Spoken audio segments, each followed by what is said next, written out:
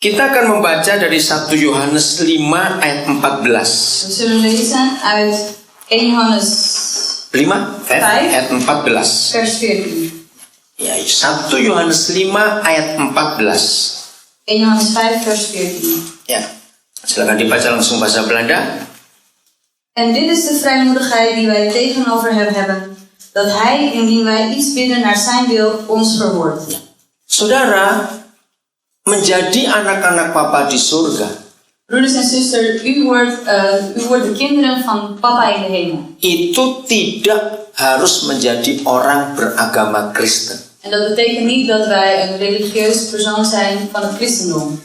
Di negara-negara komunis, waktu dulu komunis masih berkuasa, In de tijd van communisme banyak orang percaya di negara komunis tapi tidak disebut orang Kristen. er waren veel gelovigen, maar zij werden geen christenen genoemd. Karena memang negara itu melarang orang beragama. Want in die tijd werd het verboden om een religie te volgen. Tapi mereka anak-anak Bapa di surga. Maar toch waren zij kinderen van de Vader in de hemel. Oh, mereka sungguh-sungguh hidup dengan Tuhan. En zij waren echt oprecht, zij leefden oprecht in de Heer. Tahun 82 saya pernah ada di RRC, saudara, di Cina. In 82 was ik ooit in China. Saudara, itu sangat susah hidup di sana. En het is erg moeilijk om in die tijd daar te leven. Orang mati saja Zelfs een dode, tidak boleh dibuat upacara apa-apa. daarvoor mocht geen een of andere Nggak pakai apa. hoe zeg je dat? Ceremonie gemaakt worden. Hari ini mati, hari ini harus dikubur. Die dag overleden en die dag moest hij ook begraven worden. Tidak boleh ada upacara apa-apa. Er mocht er geen een of andere ceremonie plaatsvinden. Tidak ada gedung gereja yang bisa dipakai.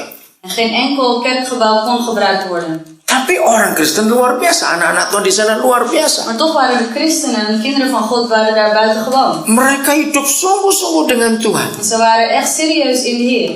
Saya sudah keliling banyak negara di dunia ini. Ik ben al in meerdere plaatsen op de wereld geweest. Tapi saya belum pernah ketemu negara seperti RRC. Waktu itu banyak orang gila, saudara. Maar ik heb nog niet een land ontmoet als het toenmalig China. Ya, orang gila banyak sekali. Er waren zoveel gekke mensen daar. Saya bingung kenapa. Ik snapte niet waarom. Ya betul, karena stres mereka. Omdat ze gestrest waren inderdaad. Gilanya mereka itu bukan gila marah-marah, tidak.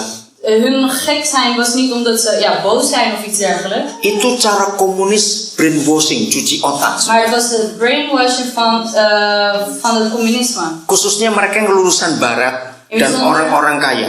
De mensen die uit het westen komen of de rijke mensen. Oh, pemerintah komunis menganggap yang lulusan barat, baik Eropa, Amerika, ini pasti melawan nanti. De overheid was ervan overtuigd dat de mensen uit het westen, uit Europa of uit Amerika, dat ze zeker het communisme tegen zouden gaan. Nah, begitu pula orang-orang kaya. En zo ook met de rijke mensen. Tahun 49 ketika Mao Zedong berkuasa, In 49, toen Mao Zedong nog aan de macht was, maka semua hak milik tanah, rumah, pabrik itu langsung milik pemerintah. in die tijd werd alles wat in het land was eigendom of bezit van de overheid. Tidak ada satupun rakyat yang punya hak milik apa-apa, semua milik negara. Er was niemand van de bevolking die iets mocht bezitten. Het was allemaal van de overheid. Jadi orang-orang kaya langsung gila karena disita semua milik negara. Want daarom zouden dus die gekke mensen, of rijke mensen gek geworden zijn, omdat al hun bezittingen aan de overheid werd gegeven. Saya nggak tahu bagaimana cara cuci otak mereka, saudara. Ik weet niet wat de manier is om hun hersenen te spoelen. Tapi brainwashing. Tapi mereka bisa dibuat lupa namanya sendiri sampai nggak ingat. Maar op een of andere manier konden ze doen dat zij hun eigen naam zijn vergeten. Tidak tahu dia laki perempuan sudah menikah atau belum, nggak tahu, jadi diam Ze saja. wisten niet eens of ze man, vrouw zijn of al getrouwd zijn of niet. Ze waren gewoon stil. Suatu kali saya pernah masuk ke sebuah rumah. Ik kwam op een dag in een huis binnen. Saya kaget. Ik schrok. Ada orang duduk. Er zat iemand. Maaf saya ngomong ini. Mijn excuses dat ik dit vertel. Kencingnya di bawah kursi. Maaf, kotorannya. Kok diam saja dia? Alle ontlastingen gewoon op de stoel, onder de stoel. En er werd niks aan gedaan. Begitu kejamnya komunis cuci otak orang-orang itu yang lulusan barat khususnya. Zo Kejam ya. gemeen was de overheid in die tijd. Sampai mereka itu kalau nggak diajak berdiri duduk terus di situ. Als ze niet werden gevraagd om op te staan, dan zouden ze waarschijnlijk de hele tijd blijven zitten. Sudah ya diam aja di situ. En dan blijven ze gewoon stil daar. Nah, ketika begitu banyak orang gila di negara itu, Daarom waren er dus veel gekke mensen in dat land. orang susah hidup luar biasa, saudara. En moeilijke mensen, die hadden het juist geweldig in die tijd. Karena semua diatur oleh pemerintah. Omdat alles werd geregeld door de overheid. Ingat dulu waktu Romania masih komunis, Kunt u herinneren toen Roemenië nog communistisch ya, was? beberapa negara Eropa Timur betapa susahnya itu. Er waren ook Oost-Europese landen en hoe moeilijk was het dan? Lalu mereka begitu sakit hati melihat di barat ini bisa bebas seperti itu. En ze waren dan teleurgesteld dat het Westen zo vrij kon zijn. Nah, itu kejamnya komunis. En zo breed was dus het communisme. Nah, ada anak-anak Tuhan Er zijn kinderen van de Heer yang tidak boleh mengaku beragama Kristen, die niet mogen erkennen dat zij christenen zijn. tapi mereka hidup sungguh-sungguh dengan Tuhan. Maar toch leven zij serieus met de Heer. Mereka itu beda dengan orang yang lain. En zij zijn verschillend van andere mensen. Maaf saya ceritain ya saudara. Sorry dat ik dit vertel. Begitu miskinnya mereka, Zo arm zijn ze. itu kencing dan berak itu disimpan, gak boleh dibuang saudara. Hun plas en hun poep, om het Ja. maar zo te zeggen. Itu Als untuk bewaard worden. pupuk saudara. Ja, dat... Sorry. Pupuk. Oh, voor de mest. Ya. Jadi tiap pagi saya bersama dengan mereka. Dus elke ochtend was ik dan met hen. Maaf ya, ngaduk kotoran itu. En ze gingen dan roeren in die ontlasting. Itu hidup tiap hari saudara. En dat was hun dagelijks leven. Yang saya heran itu nggak bau, saya heran. Maar wat ik zo raar vond, het stonk niet. Mereka pakai ada daun yang mereka campur di dalam tempat Er is itu. dus een of andere blad die ze dus daarin mengen, Nah sehingga itu buat nggak bau. zodat het niet stinkt. Dan aneh juga sehingga nggak ada orang kolera atau desentri. Heran saya lihat itu. Het rare is dat er ook niemand cholera of iets dergelijks krijgt. Suatu pagi saya bangun, ribut-ribut. Ada apa itu? Op een ochtend werd ik wakker, er was zoveel geluid en ik wist niet wat er aan de hand Nah was. di situ saya baru tahu. En toen wist ik dus, Maaf, untuk barang itu ada banknya saudara. Bank, iya bank. voor dit spul zeg maar is er een bank. Jadi pagi itu ada satu keluarga kehabisan pupuk. Op een ochtend was een gezin die had dus geen mest meer. Jadi dia nggak tahu bagaimana ributnya, saya nggak tahu, akhirnya bilang, "Isa, kamu mesti pinjam ke bank berapa pikul?" Het was zo'n gedoe en ze moesten dus dat gaan lenen bij de bank. Pertama kali saya masuk ke rumah mereka, De eerste keer dat ik in hun huis binnenkwam nah saya tuh mau kencing. en ik wou gaan plassen. Saya tanya di mana toiletnya. Ik vroeg, ja, waar is de wc? Yang di situ. Ze zeiden daar. Tapi nggak ada pintu, nggak ada apa-apa. Situ mana? Saya Geen tanya. deur of iets dergelijks. Lalu saya tanya, situ mana? Dus ik vroeg, daar waar? Tanya jawab, kaleng. En toen zeiden ze, daar in mijn blik. Kaleng, saya bingung juga. Jadi kencing pun Was het ditampung, daar saudara. in een blik, maar ze gingen het dus opsparen. Karena untuk pupuk. Voor de mest. Begitu miskinnya mereka. Zo arm waren ze. Orang sana nggak pernah beli pakaian ke toko pakaian. Tidak ada toko pakaian di sana. Mensen daar gingen nooit naar een kledingwinkel. Pemerintah yang beri jatah setahun 2 kali terima baju.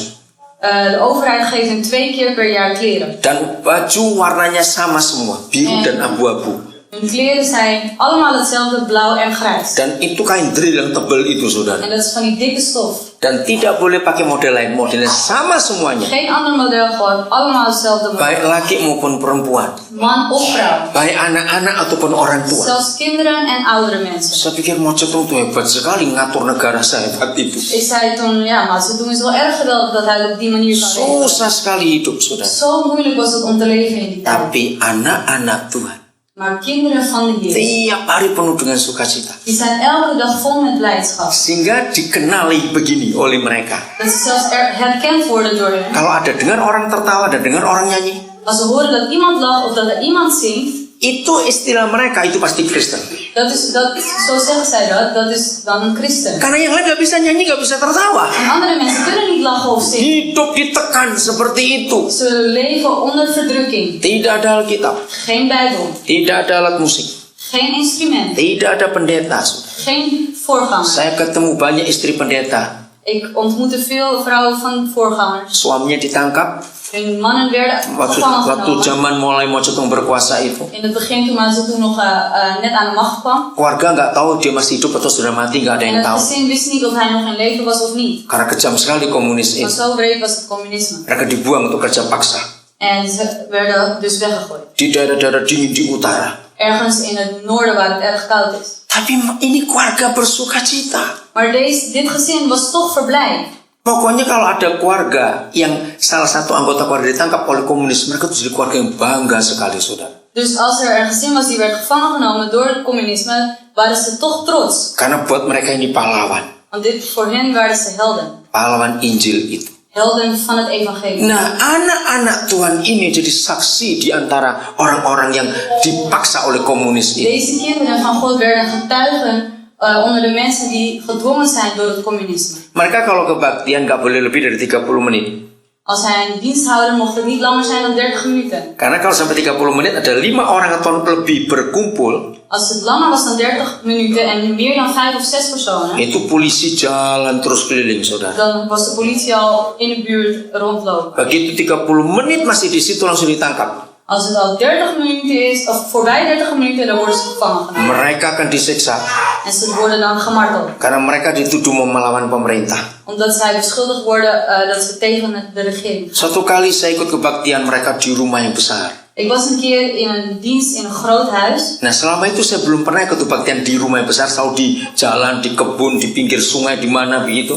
En daarvoor had ik nog nooit een dienst in het bos, in ieder geval verschillende plaatsen. Karena mereka tidak boleh kumpul di tempat yang sama untuk berapa kali, langsung ditangkap nanti. Bij elkaar mogen komen op dezelfde plek voor meerdere keren. Harus pindah-pindah. Ze moesten steeds verschillende plaatsen. Tanpa Alkitab, bayangkan. Moet je voorstellen, zonder Tanpa Bijbel, alat musik, zonder instrument, tanpa pendeta. zonder dominee. Tapi hidup mereka sungguh-sungguh, Maar hun saudara. leven was alsnog serieus. Nah, hari itu saya diberitahu akan ada kebaktian di rumah. Op die dag werd gezegd, er wordt een dienst gehouden thuis. Dikatakan lebih dari 200 orang yang kumpul. En ze zeiden dat er meer dan 200 mensen zouden Rumah komen. besar. Een groot huis. Biasanya kalau kebaktian di luar itu paling cuma 20-an, nggak boleh lebih dari itu. Meestal als er dan een dienst werd gehouden, was het buiten en ongeveer 20 mensen en niet meer. Wah, saya senang sekali mau kebaktian di rumah. Ik was erg blij in dienst thuis. Saudara, saya cuma bisa menangis selama mereka kebaktian. Maar broeders en zusters, ik kon alleen maar huilen tijdens hun dienst. Kenapa? Waarom? Mereka kalau sampai hari ini saya belum pernah melihat ada sebuah gereja kalau memuji Tuhan seperti mereka pada waktu itu. Ik heb tot nu toe nog niet een kerk gezien die de Here prijst zoals hun in die tijd. Mereka itu kalau menyanyi, Als zij zingen, itu diekspresikan lewat wajah mereka. zij uiten dat met hun gezichtsuitdrukking. Jadi kalau mereka lagi sukacita, wajahnya itu kelihatan sekali. Dus als zij verblijd zijn, dan zie je dat ook aan hun gezichten. Dan semangatnya luar biasa, saudara. Hun blijdschap is ook echt geweldig. Kalau mereka bertepuk tangan, Als ze klappen, betul-betul sepenuh hati. dan doen ze dat echt met volle Nah, overgave. ini yang luar biasa. En dit is dan het geweldige. Tidak boleh keluar suara, tangan nggak boleh ketemu. Je mag niet geluid maken en je handen mogen elkaar niet Jadi aanraken. cuma Dus het ging echt zo. nggak boleh ada suara sama Geen sekali. enkel geluid mocht gebeuren.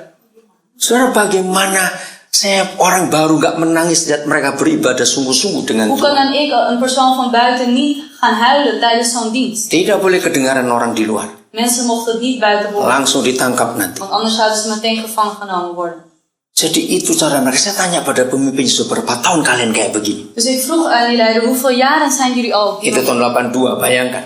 En dat was in 82. Sejak tahun 49 katanya. Vanaf 49 zeiden ze. Ketika Mao Zedong mulai berkuasa. Op het moment dat Mao Zedong dus aan de macht was. Jadi kalau mereka pulang kebaktian Dus als ze naar huis gaan van de dienst, dari rumah, kebaktian rumah ini van ya, dat huis, itu jauh lebih lama daripada mereka kebaktian sendiri. dat is dus, dat duurt langer dan dat ze eigenlijk die dienst hebben. Kenapa yo? Waarom? Kalau mereka keluar kebaktian gak boleh kumpul langsung keluar Want semua. als ze naar huis gaan, dan mogen ze niet zo met een hele groep. Langsung ditangkap, kamu rapat apa di situ? Maar dan zouden ze meteen gevangen genomen worden. Wat voor vergadering? Jadi di depan pintu ada yang jaga. Dus voor de deur is iemand die de wacht houdt. Jangan kedengar kalau ada sepatu tentara prok lewat itu, stop, jangan keluar dulu. Dus als er als je voetstap hoort van de militairen, dan mag diegene nog niet naar huis gaan. Jadi keluarnya 2 atau 3, Dus het gaat per 2 of per 3 tunggu dulu, en dan weer wachten. agak jauh keluar lagi. En dan als diegene al wat ver is, dan gaan die Bayangkan vol. 200 orang harus antri seperti itu. Moet je voorstellen dat 200 mensen in die rij moeten wachten. tapi hati mereka itu sukacitanya kepada Maar Tuhan hun luar hart is biasa. alsnog verblijd tot de Heer. Jadi rencana saya khotbah di negara itu, Dus mijn reden om te preken in dat land. saya bertobat, saya belajar dari mereka malah. Ik heb geleerd van het bekeren door hun. Kalau kita jalan di siang hari begitu jalan dengan Als we dan mereka, gaan zo lopen overdag. di negara komunis itu tidak boleh ada kertas kosong, tidak boleh. In het communistische land mag er geen leeg blaadje zijn. Tidak boleh ada buku yang kosong. Of geen boek dat leeg is. Takut mereka tulis sesuatu buat melawan pemerintah. Want ze zijn bang dat diegene dan iets gaat opschrijven dat tegen de regering gaat. Semua buku tulisan apa itu dari pemerintah dikasih gratis. Alle boeken, alle schriften worden geschreven door de overheid. Nah, ini cara mereka belajar Alkitab. Saya heran sekali, saudara. En dit is dan een manier hoe zij de Bijbel lezen. En daar Mereka tuh verbaas ik kalau me van. jalan lihat sesuatu, saya pikir cari apa ini orang-orang ini. Dus ze lopen en het lijkt alsof ze dingen gaan zoeken. Ternyata mereka kalau ketemu kertas, saudara, Maar het blijkt dus dat als ze dus papier vinden. walaupun sudah kotor dan kertas itu kecil, Of het nou vies is en of het nou heel klein is. itu harus diambil. Maar toch moet het gepakt worden. Dicuci, yang kok kertas kotor dicuci, bisa bayangkan. Een vies blaadje wordt gewoon schoongewassen. Dikeringkan Het wordt gedroogd untuk nulis ayat. om een Bijbelvers te schrijven. Apa yang mereka hafal ditulis. En wat zij onthouden, dat schrijven ze op. Nah, kalau kumpul seperti ini, En als we dit zo bij elkaar verzamelen, ini saling tukar. en dat gaan ze dan uitwisselen. Kamu punya ayat apa? Kamu punya ayat Welke vers heb apa? jij? Welke vers heb Aku jij? punya ayat ini. Ik heb deze vers. Itu dihafalkan, En saudara. die leren ze uit het hoofd. Mungkin sampai tangan kelima kan bisa rusak itu ayat Misschien kertas. als het al bij de vijfde hand is terechtgekomen, dan is die Bijbelvers alweer kapot. Bisa bayangkan. Maar moet u voorstellen. Maka itu kenapa, maaf saya berkata ini ya, Mijn excuses dat ik dan dit vertel. mengapa saya beda dengan banyak pendeta yang dari Indonesia Waarom ben ik verschillend dan andere dominees uit Indonesië? tentang konsep gereja. Over het concept kerk. Sejak saya kumpul mereka tahun 82 itu, Van het moment dat ik dus bij hen samen was in 82. tentang gereja nggak harus gedung, Dan Tidak harus kerk gedung. hoeft geen gebouw te zijn. tidak harus siapa yang khotbah, musiknya apa, Het tidak. hoeft niet te zijn wie er preekt, wie er muziek speelt. Mereka betul-betul hidup seperti yang Paulus katakan. Maar zij leven echt zoals Paulus dat heeft Kalau gezegd. saudara baca surat-surat Paulus, Als u de schriften van Paulus leest, hendaklah kamu saling memberkati, saling mendoakan, saling dat menghibur, u elkaar zegent, dat u voor elkaar bidt, dat u elkaar troost, saling memberi. dat u elkaar geeft. Itu yang mereka pakai, En saudara. dat is wat zij gebruiken. Tiap hari mereka hanya mikir, saya berkati siapa hari ini. Elke dag denken ze, wie kan ik vandaag zegenen? Nah, itulah hidup gereja Tuhan. En dat is nou het leven van de kerk van Yang tidak diakui oleh pemerintah bahwa mereka orang Kristen. waarvan dus niet wordt erkend dat zij christenen Tapi zijn. hidup mereka dengan Tuhan luar Maar biasa. hun leven met de Heer is geweldig. Dalam kesulitan mereka sangat bergantung kepada In Tuhan. hun moeilijkheid leunen zij of zijn ze afhankelijk van de Heer. Saya pulang ke Indonesia dari negara itu. Ik ging terug naar huis, naar Indonesië vanuit dat land. Konsep saya tentang gereja berubah sama sekali. En het concept van de kerk in mijn hoofd is helemaal veranderd. Nggak sibuk dengan gedung, fasilitas, nggak sibuk dengan Ik itu. ging helemaal niet meer denken aan gebouw of andere faciliteiten. Yang penting bisa saling ketemu, saling memberkati. Maar het belangrijkste is dat we elkaar ontmoeten en dat we elkaar kunnen zegenen. Oke, coba kita lihat sebelum saya uraikan 1 Yohanes 5 ya. Ja, in 1 Johannes 5. Ya, saya belum uraikan itu dulu. Oh, dan gaan we zo weer verder. Kita lihat 1 Korintus 14 ayat 27. Maar dan kijken we naar 1 Korintiërs 14. Gereja di Cina pakai ayat ini luar biasa, saudara. 1 Korintiërs 14 vers 27. Ya. Inilah satu-satunya liturgi yang benar dalam gereja perjanjian baru. Dit is de enige liturgie die goed is in de kerk in de Nieuw Testament. 1 Korintus 14 ayat 27. 1 Korintiërs 14 vers 27. Coba bacakan judulnya. Orde in de gemeente. Nah, jelas bukan ini liturginya dalam kebaktian, dalam gereja. Dit is dus wat een liturgie, hoe een liturgie eruit moet zien. Apa? Ayat 27 langsung En wat dibaca. zegt 27? Indien er in tongen spreken, laten het er 2 ten hoogste 3 zijn. Ieder op zijn beurt en laat 1 uitleg geven. Jadi kalau kamu berkumpul, Als wij dan bij elkaar zijn, biarlah masing-masing kamu mempersembahkan sesuatu. laten we dan ieder zijn die een bijdrage geven. Nah, gereja di Cina menggunakan ayat ini secara literal, hurufiah. De mensen in China, of de christenen in China, gebruiken deze vers letterlijk. Saudara, saya lupa cerita satu hal ini. Saya lupa cerita satu hal ini. Ik vergat één dag te vertellen over een dag te vertellen. Kalau mereka kebaktian itu tidak pernah tahu di mana jam berapa, itu nggak pernah tahu. Als zij dus een dienst hadden, dan wisten ze niet waar en hoe laat. Tergantung Roh Kudus memberitahu mereka. Maar dat lag dus aan de Heilige Geest die hen de tijd zou geven. Maka itu mereka bisa jam 2 pagi kebaktian, Dus jam het kan 5 soms pagi, zijn dat ze 2 uur in de nacht of 5 uur in de ochtend atau siang jam 12, of 12 uur in de middag jam 7 pagi. om 7 uur 's ochtends. Tidak ada yang tahu jam berapa dan di mana. Maar niemand wist hoe laat en waar. Nah itu yang saya bingung. En dat is dus, dat snapte ik. Jadi bagaimana mereka bisa berkumpul? Hoe kunnen ze dan bij elkaar komen?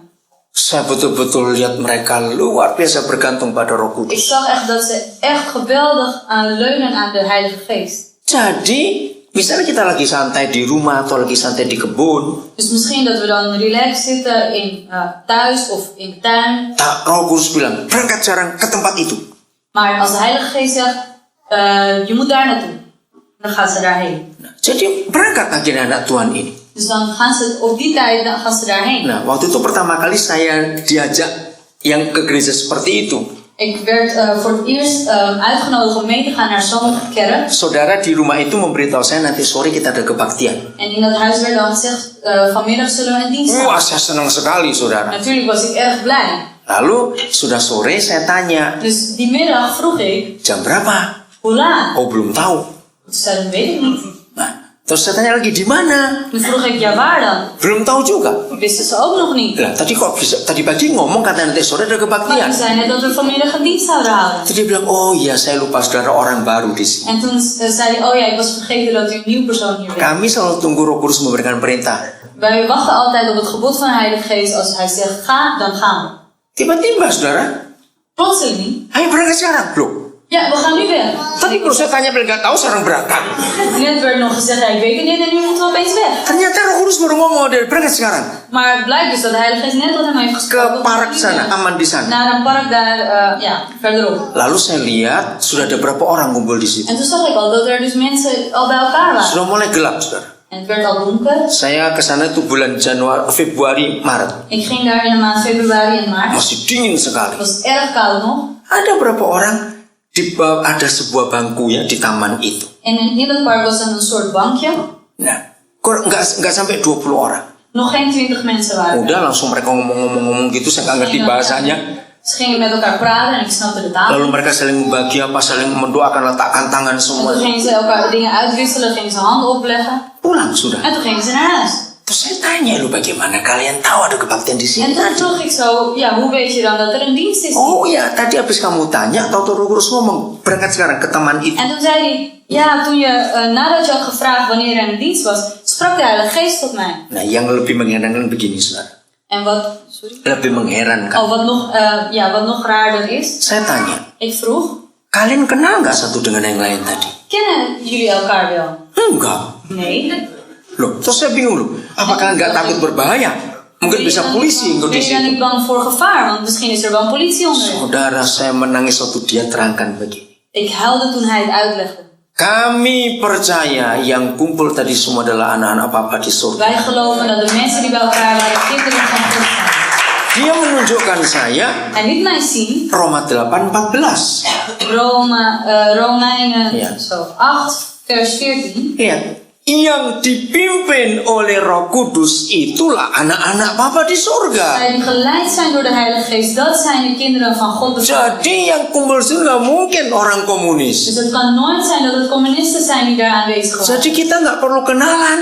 Dus we hoeven elkaar niet te kennen. Kita juga nggak tahu nanti ketemu lagi atau tidak. We weten ook niet of we elkaar nog een keer zullen ontmoeten. Bisa datang dari jauh, dari mana, nggak ada yang Ze kunnen tahu. van ver komen, van dichtbij, niemand weet het. Saudara bisa bayangkan itu cara mereka kebaktian. Maar moet u voorstellen, dat is hoe zij een gemeente opbouwen. Yang dipimpin oleh Roh Kudus adalah anak-anak Tuhan. Onder leiding is van de Heilige Geest, dat zijn kinderen van God. Bayangkan saya mau khotbah apa di antara Moet u mereka. voorstellen, wat moet ik nou preken onder deze mensen? Mereka begitu luar biasa hubungan Zij dengan Bapa di zijn zo surga. geweldig in de relatie met God de Vader. Mendengarkan betul suara Roh Kudus. Zij luisteren echt naar de stem van de Heilige Geest. Suatu kali kebaktian di kuburan, saudara.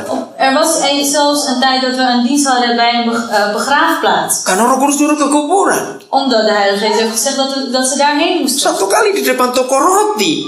Ze moesten zelfs een keer voor een broodwinkel. Saya salah dengar, saya pikir di toko roti. Ik dacht in een broodwinkel. Saya salah dengar. Ik had het verkeerd begrepen. Ternyata di depan Maar kumpul het is mereka dus itu. voor. Itu cuma ketemu. Gewoon elkaar ontmoeten. Mereka berkata dalam nama Yesus kita berkumpul. En ze zeggen in Jezus' naam zijn we hier bij elkaar. Satu kali di bus, saudara. Het was zelfs een keer in de bus. Satu kali dia, ayo kita ke gereja. En toen zeiden ze, ja, kom, we gaan naar de kerk. Akhirnya kami naik bis. En we gingen dan met de bus. Sampai kembali ke tempat lagi, mana gerejanya? Saya tanya. En we kwamen weer terug op dezelfde plaats. En ik vroeg zo, waar is de kerk dan? Oh, tadi di atas sudah ketemu berapa orang. Nou, toen net, u hebt toch al een aantal mensen ontmoet. Mereka itu taatnya pada Roh Kudus luar biasa. Zij zijn zo gehoorzaam aan de Heilige Geest. Maka itu kalau mereka kebaktian nggak ada liturgi macam-macam. Daarom als zij een dienst hebben, dan is er niet een of andere liturgie. Begitu mereka kumpul, Zodra zij dus bij elkaar zijn, mereka saling bagi. dan gaan ze met elkaar delen. Aku punya ayat ini. Ik heb deze vers. Kamu perlu apa? Wat heb jij nodig? Aku doakan kamu. Ik bid voor jou. Nah, suatu kali, saudara. Er was een keer, Ini kalau mereka mau kebaktian mesti tanya, Papa saya harus bawa apa? als zij naar een dienst gaan, dan gaan ze vragen aan de Heer, wat moet ik meebrengen? Jadi setiap orang yang dipimpin Roh Kudus mau bilang mau ketemu yang lain, tanya bawa apa? Dus deze mensen die geleid zijn door de Heilige Geest, die vragen dan, wat moeten we meenemen? Oh, saudara kan kaget kalau lihat mereka bersekutu. U zult verbaasd zijn als u hen bij elkaar ziet komen. Ada yang bawa selimut, bawa sabun, bawa sandal. Eentje brengt een deken mee, of sloffen, of zeep. Nah, pertama saya bilang ngapain? Eerst dacht ik, wat doen ze nou? Mereka bilang aku juga tidak tahu.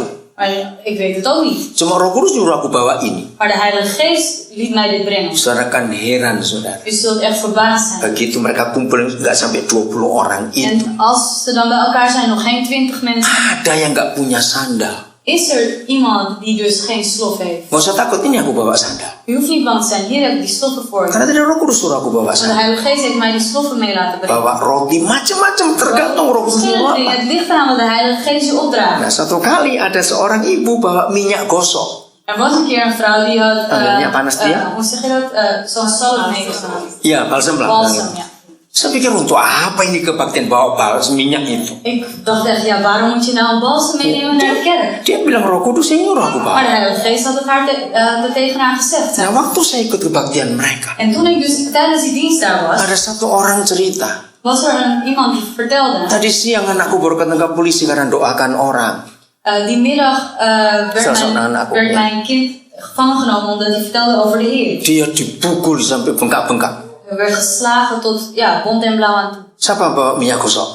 Wie heeft er dus balsam mee? Saudara bayangkan itu. Moet u voorstellen. Wih, saya lihat ini orang taatnya luar biasa. Ik dacht bij mezelf, deze mensen zijn zo gehoorzaam. Nah, itulah kekristenan. En dat is het christen zijn. Hubungan dengan Tuhan Yesus. De relatie met de Heer Jezus. Bukan cuma di gereja, Niet alleen in de kerk, tapi tiap hari 24 jam sehari. maar elke dag, 24 uur per dag. Bersekutu terus dengan Roh Dat we Kudus. altijd in gesprek zijn met de Heilige Geest. Satu ayat lagi. Nog één vers. 1 Korintus 1 ayat 9. 1 Korintiërs 1 vers 9.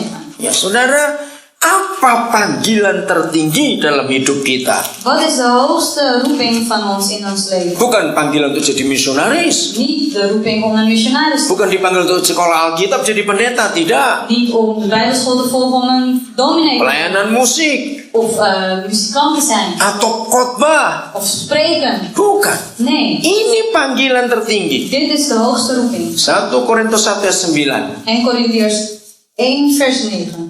God is getrouw, door wie gij zijt geroepen tot gemeenschap met zijn Zoon Jezus Christus, ons Heer. Apa panggilan tertinggi? Wat is de hoogste roeping? Bersekutu dengan siapa? Yesus Kristus anaknya. Met Jezus Christus zijn Zoon. Saudara tahu kata gemeenschap atau persekutuan? Weet u het woord gemeenschap? Kawin, saudara. Dat is trouwen. Nah, maka itu bahasa Belanda luar biasa. Daarom is het Nederlands zo geweldig. Saya belum tahu banyak bahasa, tapi beberapa saya tahu. Ik ken niet zoveel talen, maar ik ken er een paar. Bahasa Belanda dipengaruhi oleh Alkitab sangat luar biasa. Maar de Nederlandse taal is op een geweldige manier beïnvloed door de Bijbel. Salah satu adalah kata trouw. En een van die woorden zijn trouwen. Trouwen. Betul? Apa orang Belanda berkata menikah? Hoe zeggen mensen, ja, trouwen. Apa artinya trouwen? En wat betekent dit? Setia. En dat betekent, ja, trouwen.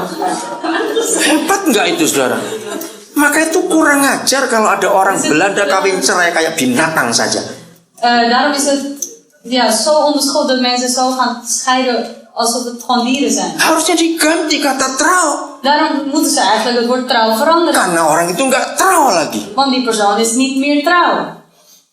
Betul tidak, saudara? Ja of nee? Itu kata yang luar biasa. En dat is die geweldige woord. Maka itu papa yang setia. Daarom, Ayat ini baca. papa die getrouw is. Itu kan ada kata setia menikah. Omdat zij trouwen. Nggak ada yang amin. Waarom is het geen Amin. Amen. Maka itu kenapa papa kita benci perceraian. Waarom haat onze vader in de hemel scheiding? Coba baca Malaki 2:16. Malaki, iya. Sebelum Matius. Perjanjian lama yang terakhir. Ya, pasal 2 ayat 16. Satu-satunya Tuhan di dunia ini. Ya. Silakan dibaca. Want ik haat de echtscheiding. Ya, cukup sampai situ. Ja. Haat, benci. Ik haat. Maka itu aneh, hanya di Belanda saja ada iklan TV makelaar perceraian. Enscheding makelaar. Daarom is het raar dat alleen in Nederland reclame wordt gemaakt voor een echtscheidingsmaatschappij. Ini kurang ajar, betul ini. Zo onbeschoft is het eigenlijk. Kata yang tepat pakai kata trouw. Ini ada makelaarnya lagi untuk bercerai. Ze hebben een goed woord trouw, maar alsnog hebben ze een echtscheidingsmakelaar. Dengar anak-anak muda. Luister jonge mensen. Jaga dirimu nanti kalau menikah. Let op jezelf als je straks gaat trouwen. Trouw itu kata luar biasa. Trouw is een geweldig woord. Saya belajar lagi Belanda kata gemeente. Ik heb ook geleerd het woord gemeente. Ya, saya masih kecil itu sekolah di Surabaya. Ik was nog klein en ik zat op school in Surabaya. Akhir 60-an sampai 70-an. Eind jaren 60 tot in de jaren 70. Nah, saya tidak tahu di kota-kota lain ya, umur-umur itu, tahun itu. Ik weet niet hoe het zat met andere steden in die tijd. Saya tuh kalau dengar orang-orang cerita, Maar als ik mensen hoorde praten, ya orang apa saja. wat voor mensen, Entah dia Islam, entah dia Kristen, entah dia Konghucu, Buddha, semuanya. moslim of christen of boeddhist. Mereka itu kalau mau urusan surat-surat, urusan ini, urusan itu, pasti bilang naar gemeente, ke gemeente sana, ke Als gemeente. ze iets moesten regelen, papieren of iets dergelijks, dan zeiden ze altijd, ga maar naar de gemeente. Saya tahu gemeente itu kantor kota Praja. Ik weet dat de gemeente dus, ja, de gemeente is. Iya, ya gemeente. Stadhuis, ya stadhuis. Ada yang ingat gak tahun-tahun itu? Weet iemand dat nog in die tijd? Oke, nah. Terus tahun 75, saudara. En toen in het jaar 75, Itu pertama kali saya mendengar khotbah orang Belanda. dat was de eerste keer dat ik een Nederlander hoorde spreken. Ada dua hamba Tuhan, dua saudara meninggal. Het waren twee dienaren van God. En Yang pertama Johan Masbach, de eerste was Johan Maasbach kedua itu Karel Hogendijk. en de tweede was Karel Hogendijk. Ada yang pernah dengar dua nama itu? Heeft iemand die twee namen ooit gehoord? Nah, waktu mereka khotbah ada kata gemeente lagi. Toen ze preken hadden ze het ook over de gemeente. Nah, ini gemeente yang mana lagi? Dus ik dacht, ja, Kan saya wat bingung. hebben ze het nu erover? Ik snapte het niet. Saya masih ingat penterjemahnya Pak Yonas itu Sus Alstrera Kroa, depan berbahasa Indonesia. Ik wist nog dat er een vertaler was en die was erg goed in het vertalen. Ya, dia orang Belanda. Een Nederlander. Ya. Lalu saya ngomong, Tante Els, saya bilang, Ik vroeg zo, ja, tante Els. gemeente yang disebut-sebut itu apa bedanya dengan gemeente yang disebut orang-orang tua ini? Wat is nou het verschil tussen de gemeente van toen net wat werd gesproken en de gemeente waar wij het altijd over hebben? Saudara, saya waktu itu sudah melayani Tuhan. Broeders en zusters, in die tijd diende ik al de Heer. Saya sangat-sangat kaget. En ik schrok er erg van. Ternyata kata itu sama. Bleek dus dat het Gemeente untuk pemerintahan dan gemeente untuk gereja itu sama. het is hetzelfde woord, de gemeente voor de overheid en de gemeente voor de kerk. Ngerti nggak arti kata itu? En snapt u dit woord? Itu menunjukkan bahwa Belanda sangat dipengaruhi Alkitab tahun-tahun itu. Het laat zien dat Nederland erg onder invloed was van de Bijbel in die tijd. Berarti ada gereja dulu sebagai gemeente, Dat betekent dus dat er een kerk was als gemeente. baru kalau ada urusan apa-apa pemerintah menyebut itu juga gemeente. En daarna, als er dan dingen geregeld moesten worden door de overheid, werd dat ook gemeente genoemd. Jadi seharusnya, saudara, Dus eigenlijk, broeders en zusters, kalau ada orang-orang bermasalah di luar kita, dus als er mensen zijn met problemen buiten ons, mereka berkata ke zeggen gemeente, ze, ga maar naar de gemeente. gemeente yang mana? Maar welke gemeente? Yang gemeente itu tutup kalau hari Minggu dan Sabtu. De gemeente is dicht op zaterdag en zondag. Cepat gemeente yang mana Welke sekarang? gemeente hebben ze dan nodig? Ya kita. Ja, ze hebben ons nodig. Yang nggak pernah tutup 7 hari seminggu. Die nooit gesloten is, 7 dagen per week. Amin. Amen. Sudahkah kita jadi gemeente buat masyarakat itu? Laten wij gemeente zijn voor ons volk. Nah, ini beberapa penemuan saya tentang hebatnya bahasa Dit Belanda. zijn bepaalde dingen die ik heb gevonden en zo geweldig is de Nederlandse taal. Kesetiaan itulah pernikahan. Trouw is het trouwen. Jadi kalau saya pakai bahasa Indonesia, Als ik het dan in het Indonesisch zeg, kalau ada orang mau menikah, als iemand wil trouwen, berkata aku mau setia. wil ik trouw zijn. Ya betul nggak? Aku mau setia. Nggak setia, matilah kamu dalam nama Yesus. Iya dong. Als je niet trouw bent, ga dan dood in Jezus' naam. Iya dong. Mau pakai kata apa? Ayo, Ja, moet je temukan. anders zeggen. Hebat sekali. Zo geweldig. Yesus itu namanya setia. Jezus is de naam van trouw. Maka itu dia tidak bisa menyangkali dirinya. Daarom kan hij zichzelf niet verloochenen. Coba bacakan dulu 2 Timotius 1 ayat 13. Laten we lezen 2 Timotheus 1 vers 13. Sampaikan kepada teman-teman kita yang mau cerai, saudara. En laat het weten aan onze vrienden die willen scheiden. Itu bukan jawaban, Dat is niet het antwoord. bukan solusi maksudnya, bukan jalan keluar untuk masalah rumah tangga kita. Oplossing of de uitweg voor ons gezin. Betul tidak, saudara? Waar of niet? Perceraian bukan jalan keluar. Scheiding is niet de uitweg. Oh, 2 Timotius 2 13. Maaf, saya salah. 2 Timotheus 2 vers 13. Indien wij ontrouw zijn, hij blijft getrouw. 2 Timotheus 2 vers 13. Indien wij ontrouw zijn, hij blijft getrouw. Ya, Want cukup sampai situ. Ini kan gak enak sekali, saudara. dit is toch niet lekker om te horen? Apa lawan katanya kalau kita tidak setia? Itu arti kata lain apa tidak setia itu? Wat is een ander woord voor niet trouw zijn? Ya, ontro artinya pengkhianat. Dat is dus verloochenen. Betul tidak? Ini yang luar biasa. En dit is dus het geweldige. Kalau kita mengkhianati Tuhan Yesus, Als wij de Heer Jezus verloochenen, dia tidak mau balas pengkhianat balik, saudara. dan zal hij deze verloochening niet terugdoen. Maka itu dia berkata, kalau kamu tidak setia, Daarom zegt hij, als u ontrouw bent, aku tetap setia. blijf ik getrouw. Ini luar biasa. En dit is geweldig. Nah, mengapa? Waarom? Nah, lihat kalimat berikut. Kenapa dia tetap setia walaupun kita pengkhianat kepada dia? Waarom blijft hij getrouw, ook als verloochenen wij hem? Sebab Want zichzelf verloochenen kan hij niet. kenapa dia nggak bisa menyangkali dirinya? Waarom kan hij zichzelf niet verloochenen? Ayo jujur, enak nggak dikhianati itu, saudara? Wees eerlijk, is het leuk om verloochend te Ayo worden? jawab, enak tidak dikhianati? Leuk om dat Sakit sekali. Dat doet erg pijn. Tapi Yesus tetap setia. Maar de Heer Jezus blijft getrouw. Walaupun kita berkhianat. Ook al verloochenen wij hem. Karena dia nggak bisa nyangkali dirinya. Omdat hij zichzelf niet kan verloochenen. Kenapa? Waarom? Wahyu 19 ayat 11. Wahyu 19 ayat 11. Openbaring 19 vers 11. Ini yang kita harus kenal, saudara. Dit moeten wij kennen, broeders en zusters. Wahyu 19 ayat 11. Openbaring 19 vers 11. Kenapa dia nggak bisa menyangkal dirinya? Waarom kan hij zichzelf niet verloochenen? Ya, En ik zag de hemel geopend en zie, een wit paard. En hij die daarop staat wordt genoemd getrouw en waarachtig. Openbaring 19 vers 11. ini jawabannya mengapa Tuhan Yesus tetap setia walaupun kita jahat kepada dia. Dit is het antwoord waarom de Heer Jezus getrouw blijft, ondanks dat wij ontrouw zijn. Maka itu kesaksian Roy luar biasa. Daarom was de getuigenis van Roy zo Ayo, geweldig. kalau Tuhan model kita dimaki-maki gitu, disumpahilah kita gitu. Als de Heer is zoals wij, dat we hem zo gaan uitdagen en allemaal dingen gaan zeggen. Maaf, Mas Probo, saya ambil contoh. Ik neem het voor de beeld. Sejawa-jawanya Mas Probo. Voetbal. Purbo, ya ingatnya. Maaf. Zo, Javaans is Mas Purbo. Karena tahu toh orang Jawa kayak apa sikapnya? U weet toch hoe een Javaan is? Ya toh. Sejawa-jawanya Mas Purbo. Zo, Javaans is Mas Purbo. Ayo bayangin gitu kan. Wah, nggak bisa diam kita. Moet u voorstellen, als hij Loh, ya. dat zou Jadi kan horen. Roy ngancam Tuhan itu.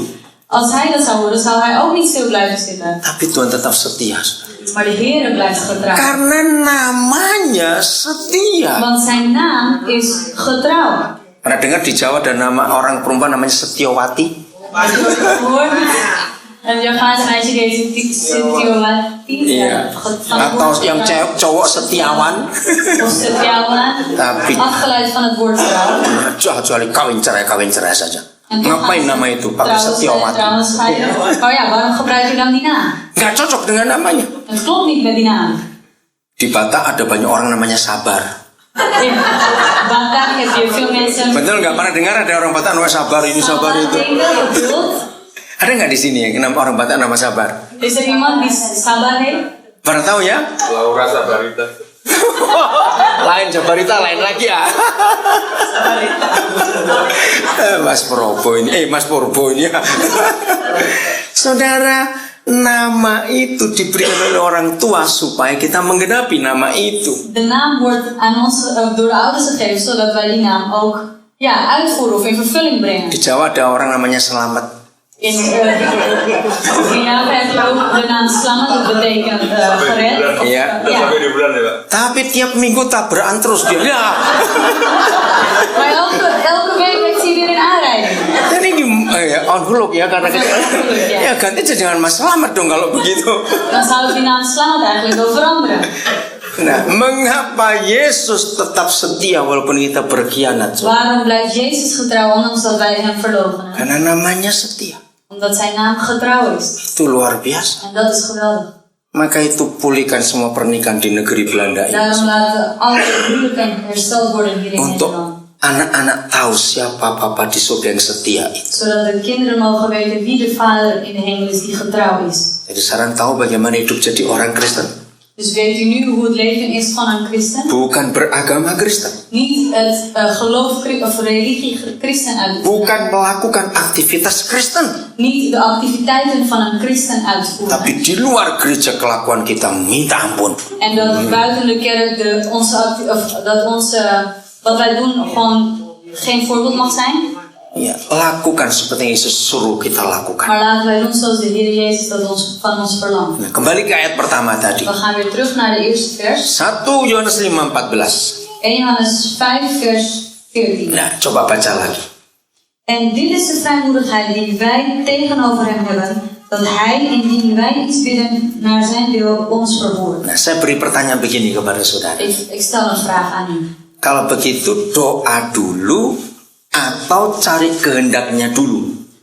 Is het dan eerst bidden of eerst zijn wil zoeken? Atau gini, jangan itu dulu ya. Of op een andere manier. Menurut ayat ini, Volgens deze vers apakah semua doa kita akan dijawab oleh Bapa di surga? zullen al onze gebeden worden geantwoord door de Heer. Ayo. Jadi, kalau Dus nyanyian lagu mujizat itu nyata salah. daar is het lied van Mujizat itu nyata niet oké. Karena lagu itu berkata mujizat itu nyata apabila aku berdoa. Het woord zegt, of het Ada lied kata zegt, doa toh? wonderen gebeuren als ik bid. Enggak ternyata. Maar dat is niet zo, blijkt dus. Maka itu saya tanya lagi. Daarom vraag ik nogmaals. Jadi kalau kita mau doa kepada Bapa di surga, Als wij dus willen bidden tot de Vader in de hemel, itu doa dulu atau cari kehendaknya dulu? is het dan eerst bidden of eerst zijn wil zoeken? Ayo. Mana yang lain nggak boleh belangko, yang nggak boleh diam-diam, mau? Iedereen moet zeggen. Soalnya kehendaknya saya nggak tahu ya, doa dulu. Ya, ada yang jawab, saya nggak tahu, saya doa dulu karena saya nggak tahu kehendaknya. Er is iemand die zegt, ik weet het niet. Ik weet zijn wil niet, daarom bid ik eerst. Semua anak harus tahu keinginan papanya itu apa. Maar elk kind moet weten wat de verlangens zijn van de Vader. Betul tidak, sir? Waar of niet? Semua anak harus tahu maunya papa mamanya itu apa. Elk kind moet weten wat wil papa of mama nou. Caranya bagaimana? En hoe weten ze dat? Kembali ke 1 Korintus 1:9. En we gaan weer terug naar 1 Korintiërs 1 vers 9. Bersekutulah dengan Tuhan Yesus. Gemeenschap hebben met de Heer Jezus. Kalau anak-anak rajin di rumah dengar papa mama ngomong apa, Als de kinderen thuis vaak of gewoon luisteren naar hun ouders, langsung anak-anak tahu papa mama begitu maunya dan apa. zullen ze meteen weten wat papa en mama willen. Maka kalau ada yang menjawab aku nggak tahu kehendaknya, Als er dan iemand is die zegt, ik weet niet wat berarti zijn saudara wil, suka keluyuran. dan bent u Wat is dat? Suka keluyuran apa? Enggak pulang. Oh, dan gaat u vaak uit. Oke, ada ayatnya, saudara. Ada ayatnya. Dat is ook een vers hoor. Kalau saudara baca Kejadian 25, Als u leest Genesis 25, hidup Esau dan Yakub. het leven van Esau en Jacob, Masih ingat? kent u dat nog? Mengapa Yakub bisa tahu keinginan papa mamanya, yaitu Ishak dan Ribka? Waarom weet Jacob de wil van zijn vader en moeder? Siapa tahu? Nah, Omdat hij altijd thuis is. ditulis Kejadian 25. In Genesis 25. Saya lupa ayat berapa, cari sendiri ya. Ik vergeet welke vers dan nog. Esau itu suka keluyuran, berburu terus kerjaannya. Esau gaat altijd weg op stap, hij gaat jagen. Tapi Yakub itu di rumah. En Jacob is altijd thuis. Nah, bersekutu dengan papa Heeft mamanya. gemeenschap met zijn ouders. Maka itu bukan berdoa, saudara. Daarom is het niet het bidden. Kalau doa dalam konsep agama, Als het bidden is in het concept van religie, isinya cuma dua hal. dan is... Isi doa itu cuma dua hal. Sorry, de inhoud van het gebed zijn maar twee dingen. Kalau nggak minta ya lapor. Als het niet vragen is, dan gaan we iets, hoe zeg je dat? Gaan we klagen. Of ja, iemand klikken, zeg maar. Rapporteren, ja. Kalau tidak lapor ya minta. En als het niet rapporteren is, dan is het vragen. Bukan doa itu yang Bapa kita mau. En dat is niet dat gebed wat de Heer wil. Tapi bersekutu. Maar het is dat wij gemeenschap hebben. Nikmati dia, saudara. Geniet van Hem. Karena dia itu sayang kita semuanya. Want Hij heeft ons allen lief. Amin. Amen. Nah, jadi cari dulu kehendaknya baru kita berdoa. Daarom zoek eerst zijn wil en dan gaan wij bidden. Karena yang dia jawab doa yang sesuai kehendaknya. Want wat Hij dus verhoort zijn de gebeden die naar zijn wil Nah, zijn. kalau Tuhan harus nuruti semua permintaan Want kita, als de Heer al onze gebeden verhoort, siapa bos? wie is Jadi dan, bosnya apa? ja, wie is dan de baas? Nah, ya toh, kita bilang engkau Tuhan, engkau Tuhan, engkau Ik Tuhan. zeg altijd, ja, u bent de Heer, u bent de Heer. Tapi kalau dia nggak jawab, kita maki-maki, marah-marah lagi. Maar ja, als het erop aankomt, dan gaan we weer schelden of iets dergelijks. Bukan Roy itu. Ik heb het niet over Roy. Tapi dia jujur memang. Iya, jujur makanya. Maar hij is in ieder geval eerlijk.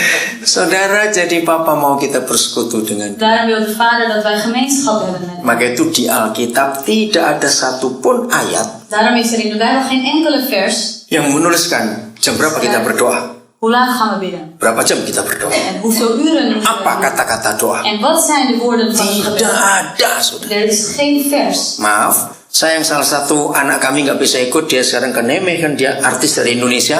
Een van onze kinderen die helaas niet aanwezig kan zijn, die is nu in Nijmegen. Namanya Teddy. Zijn naam is Teddy. Nah, begitu tiba hari pertama, dia kaget jam 4 sudah gelap sore itu. De eerste dag dat hij hier was zei hij, waarom is het om 4 uur al donker? Dia bangun jam sampai setengah 8 kok masih gelap. En om 7:30 in de ochtend als hij wakker werd is het nog steeds Nah, donker. karena dia nggak pernah ke Eropa, ini pertama Omdat hij kali. nog nooit naar Europa is geweest. Dia juga nggak pernah ke negara 4 musim, baru kali ini. Hij is ook nog nooit naar een land geweest met 4 seizoenen. Lalu kemarin salah satu orang kami namanya Terry di belakang situ. Terry di mana? Oh nggak ada. Oh tidur. Oh iya. Terry, Een van onze dia tinggal di Jerman.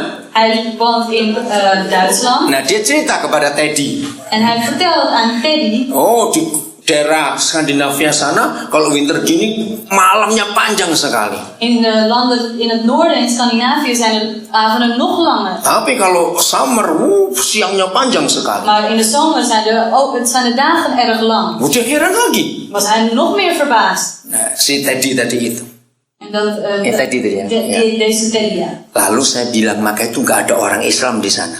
Daarom zijn er geen moslims daar. Bingung mau sembahyang jam berapa? Zij weten dan niet hoe laat ze moeten bidden. Apalagi kalau puasa. Maar helemaal als ze dan Iya tuh bingung, ini baru buka sudah sahur lagi. als ze net Ya gitu lah pokoknya. ja.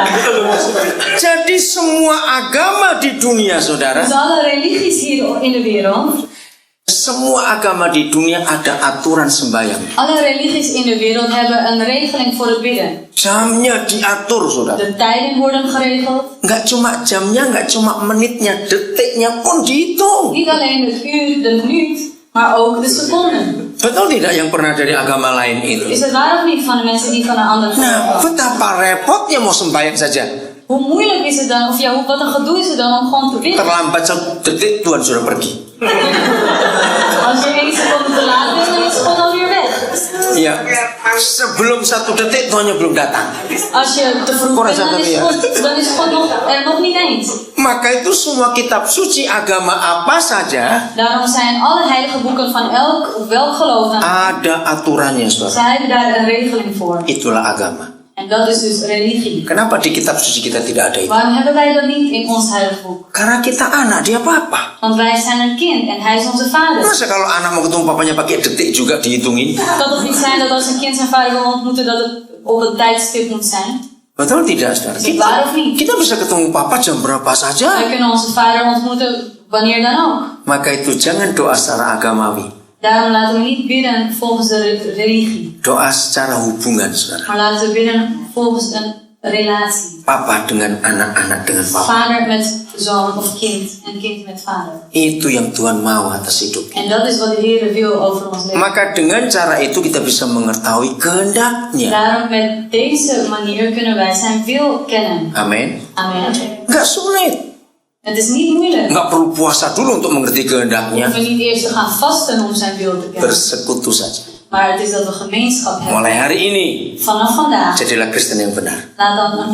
Word dan een goed christen. Tuhan Yesus memberkati kita semua. De Heer Jezus zegt ons allemaal. Kita akan membaca dari 1 Yohanes 5 ayat 14. We zullen lezen uit 1 Johannes 5 ayat 14. vers 14. Ya, 1 Yohanes 5 ayat 14. 1 Johannes 5 vers 14. Ya. Silakan dibaca langsung bahasa Belanda. En dit is de vrijmoedigheid die wij tegenover hem hebben, dat hij, indien wij iets bidden naar zijn wil, ons verhoort. Ya. Saudara, menjadi anak-anak Papa di surga Broeders en zusters, u wordt de kinderen van Papa in de hemel. itu tidak harus menjadi orang beragama Kristen. En dat betekent niet dat wij een religieus persoon zijn van het christendom. Di negara-negara komunis, waktu dulu komunis masih berkuasa, In de tijd van communisme banyak orang percaya di negara komunis tapi tidak disebut orang Kristen. er waren veel gelovigen, maar zij werden geen christenen genoemd. Karena memang negara itu melarang orang beragama. Want in die tijd werd het verboden om een religie te volgen. Tapi mereka anak-anak Bapa di surga. Maar toch waren zij kinderen van de Vader in de hemel. Oh, mereka sungguh-sungguh hidup dengan Tuhan. En zij waren echt oprecht, zij leefden oprecht in de Heer. Tahun 82 saya pernah ada di RRC, saudara, di Cina. In 82 was ik ooit in China. Saudara, itu sangat susah hidup di sana. En het is erg moeilijk om in die tijd daar te leven. Orang mati saja Zelfs een dode, tidak boleh dibuat upacara apa-apa. daarvoor mocht geen een of andere Nggak pakai apa. hoe zeg je dat? Ceremonie gemaakt worden. Hari ini mati, hari ini harus dikubur. Die dag overleden en die dag moest hij ook begraven worden. Tidak boleh ada upacara apa-apa. Er mocht geen een of andere ceremonie plaatsvinden. Tidak ada gedung gereja yang bisa dipakai. En geen enkel kerkgebouw kon gebruikt worden. Tapi orang Kristen luar biasa, anak-anak Tuhan di sana luar biasa. Maar toch waren de christenen en de kinderen van God waren daar buiten gewoon. Mereka hidup sungguh-sungguh dengan Tuhan. En ze waren echt serieus in de Heer. Saya sudah keliling banyak negara di dunia ini. Ik ben al in meerdere plaatsen op de wereld geweest. Tapi saya belum pernah ketemu negara